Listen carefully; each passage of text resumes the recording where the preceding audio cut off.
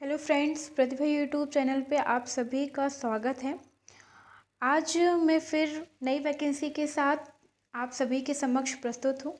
जैसा कि आप स्क्रीन में देख ही रहे हैं कि government of India ministry of Railways railway recruitment board ने एक नई वैकेंसी यहाँ पे आउट की है। ये जो वैकेंसी है वो असिस्टेंट लोको पायलट की है। जी हाँ फ्रेंड्स, ये असिस्टेंट लोको पायलट की वैकेंसीज़ हैं। सबसे पहले हम देखते हैं कि आप कब से इसके एप्लीकेशन फॉर्म फिल करना स्टार्ट कर सकते हैं। तो स्क्रीन में आप देख ही पा रहे होंगे कि opening date of application form क्या है, 20/1/2024। मतलब कि 20 जनवरी से आपके फॉर्म फिल होना स्टार्ट हो जाएंगे और जो इसकी लास्ट डेट है वो 19 फरवरी 2024 है। ठीक है ना, तो 19 फरवरी तक फॉर्म आप फिल कर सकते हैं। साथ ही में फॉर्म फिलिंग के टाइम पे जो भी आपसे मिस्टेक्स होती हैं तो उसको करेक्ट करने के लिए जो करेक्शन डेट है वो 20 फरवरी से और 29 फरवरी तक का टाइम रहेगा।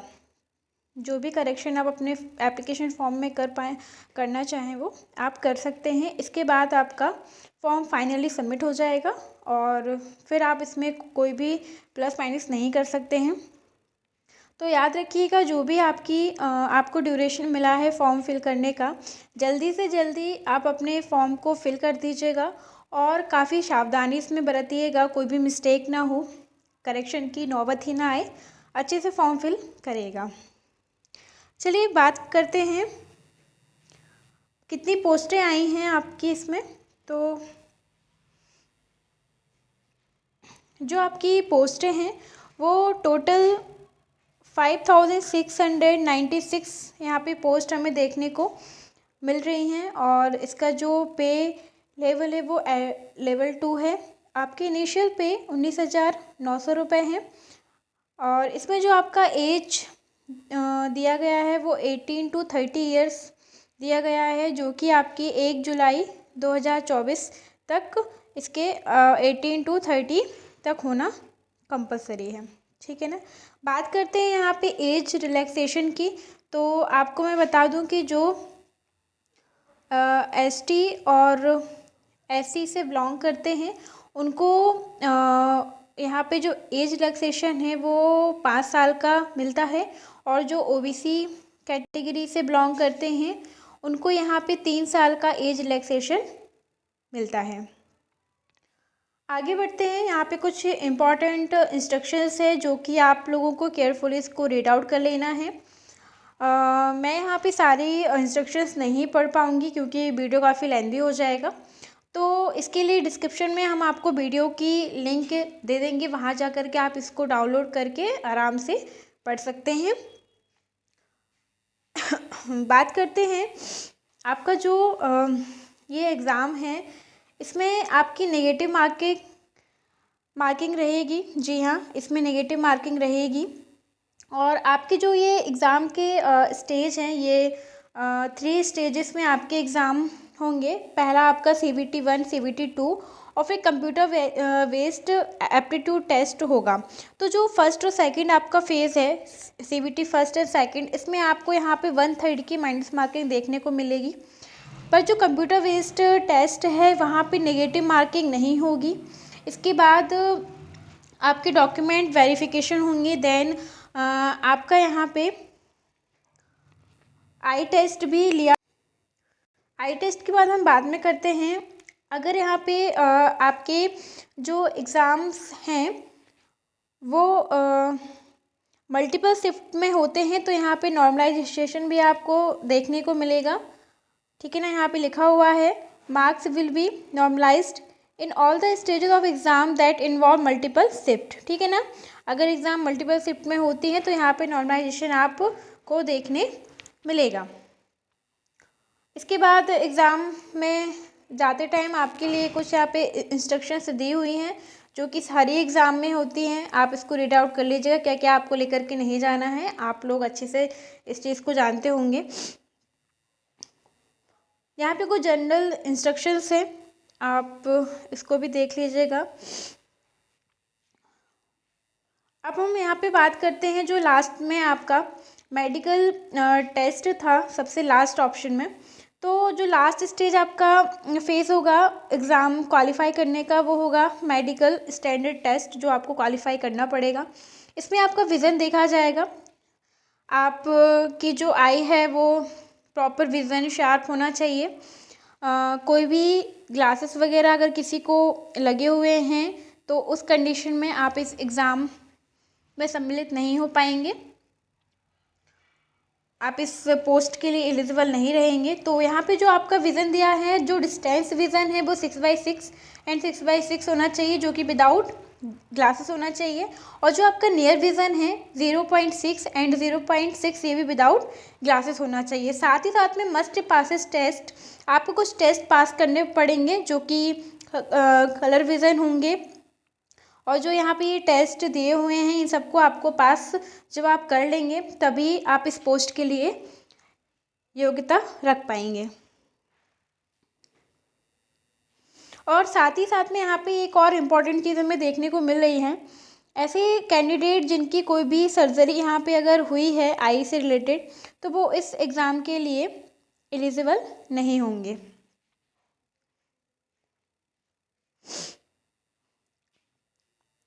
आगे बात करते हैं,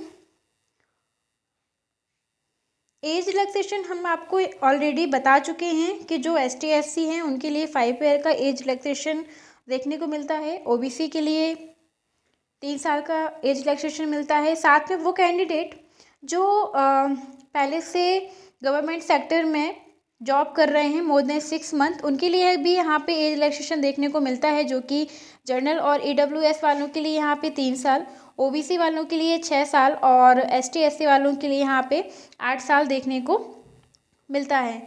साथ ही में जो कैंडिडेट ग्रुप C और ग्रुप D में रेलवे स्टाफ में ही हैं और उनको 3 साल मिनिमम 3 साल हो गए हैं सर्विस में, उनको भी यहाँ पे जो एज उनकी दी गई हैं वो जनरल और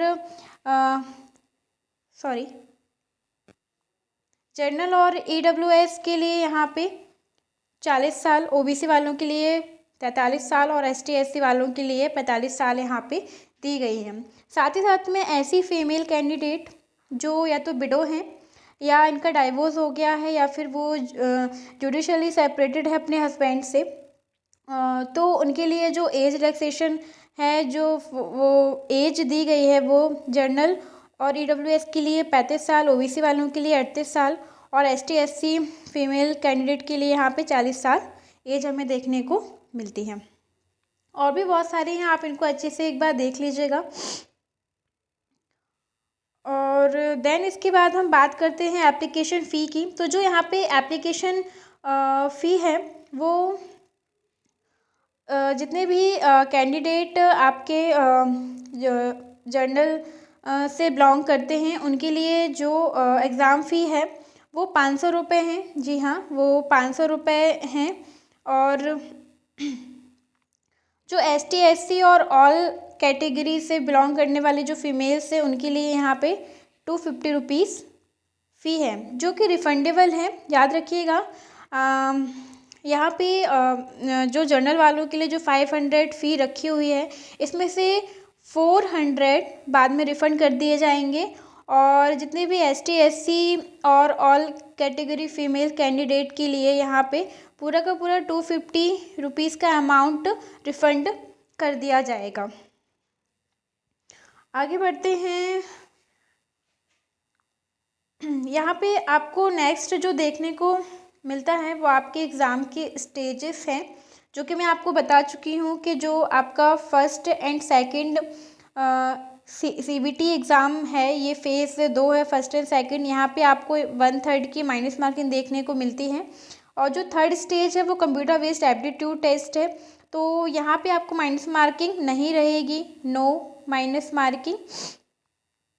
और फिर उसके बाद आपका डॉक्यूमेंट वेरिफिकेशन होगा, मेडिकल एग्जामिनेशन, जो मैं आई विज़न के बारे में आपको बता चुकी हूँ।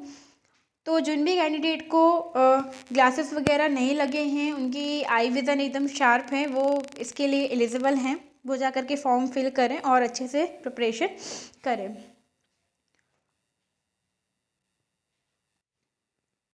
सबसे लास्ट में हम बात करते हैं कि एलिजिबिलिटी क्राइटेरिया हमारा क्या है, जो सबसे ज़्यादा इम्पोर्टेंट है, इसीलिए मैंने इसको सबसे लास्ट में रखा है।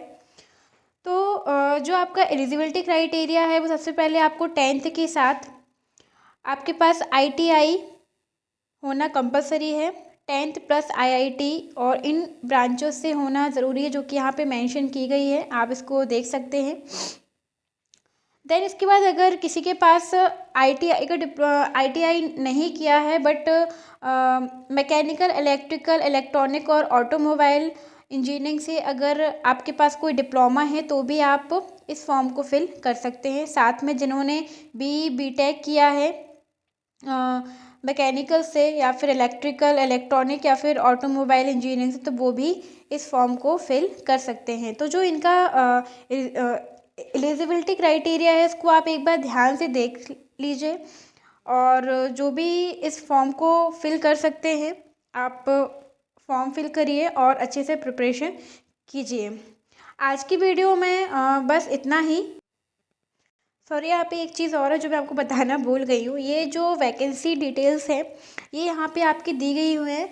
जो भी RRB के जोन से सभी जोन से टोटल वैकेंसी जो आई है कैटेगरीज वाइज, आप वो देख सकते हैं कि कितनी किसके जोन से कितनी वैकेंसीज आउट की गई हैं। तो आप इसको नोटिफिकेशन से रीड आउट कर सकते हैं, या फिर आप चाहें तो इसका स्क्रीनशॉट भी ले सकते हैं। एक चीज़ और मैं आपको यहाँ बता दूँ जो बहुत ही इम्पॉर्टेंट है।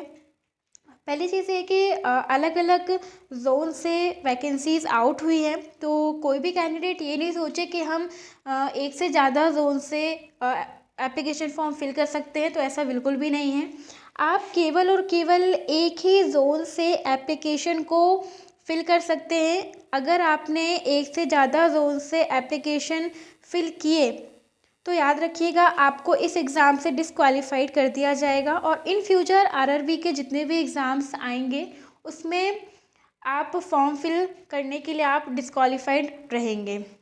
तो बहुत ही सतर्कतापूर्ण रूप से आप एक ही जोन से एक ही एप्लीकेशन फॉर्म को फिल करिएगा। तो ये था आपके असिस्टेंट लोको पायलट का नोटिफिकेशन। अब लास्ट जो मेन टॉपिक बचता है वो है इसके सिलेबस की, कि क्या क्या सिलेबस रहने वाला है और कैसे हमें प्रिपरेशन करनी है, क्या हमारी स्ट्रैटेजी होने वाली है। तो बिल्कुल भी टेंशन मत लीजिएगा, नेक्स्ट वीडियो में हम इसके डिटेल सिलेबस के साथ आएंगे और क्या स्ट्रैटेजी होनी चाहिए एग्ज़ाम को क्रैक करने के लिए, और कौन कौन सी बुक्स आपको एग्ज़ाम को क्रैक करने के लिए हेल्प आ सकती हैं, उन सब के बारे में हम अच्छे से डिस्कस करेंगे और प्रॉपर तैयारी भी करेंगे। तो ओके फ्रेंड्स, मिलते हैं नेक्स्ट वीडियो में डिटेल सिलेबस के साथ। आज के लिए इतना ही। नमस्कार।